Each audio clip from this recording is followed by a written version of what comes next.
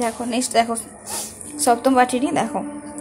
আমি যে রোজ সকাল হলে যাই শহরের দিকে চলে, তমিস মিয়ার গরুর গাড়ি চড়ে। তাহলে কি সে ভক্ত রোজ সকাল হলে শহরের দিকে চলে যায়, কার গরুর গাড়ি চড়ে? না তমিস মিয়ার। সকাল থেকে সারা দুপুর ইট সাজিয়ে ইটের ওপর খেয়াল মতো দেয়াল তুলি করে। তাহলে সকাল থেকে সারা দুপুর কী করে? ইটের উপর ইট সাজিয়ে খেয়াল মতো দেয়াল করে। সমস্ত দিন ছাদ পিটুনি, গান গিয়ে ছাদ পিটোই শুনি। তাহলে তারা ছাদ পিটুনিতে কী করে? না গান শোনে।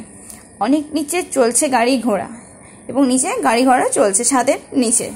বাসনওয়ালা থালা বাজে সুর করে ওই হাঁক দিয়ে যায়, আতাওয়ালা নিয়ে ফলের ঝোড়া। তাহলে আতাওয়ালা কি? ফলের ঝোড়া নিয়ে সুর করে হাঁক দিয়ে যায়।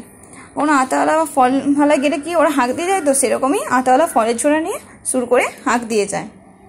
4:30 বেজে ওঠে, ছেলেরা সব বাসায় ছোটে, হো হো করে উড়িয়ে দিয়ে ধুলো।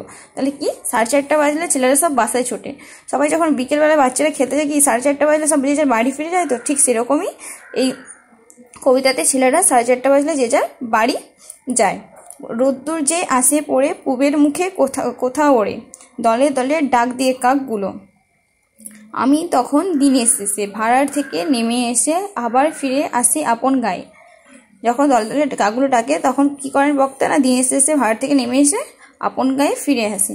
যারা নাকি আমার পাড়া যেখানে ওই খুঁটিগাড়া পুকুর পাড়ে গাজন তলার বায়ে। তাহলে কি বক্তার পাড়া কোথায়? যেখানে খুঁটিগাড়া রয়েছে পুকুর পাড়ে গাজন তলার বায়ে। তো এই কবিতাটা তোমরা ঠিকঠাক মন দিয়ে পড়বে এবং বোঝার চেষ্টা করবে।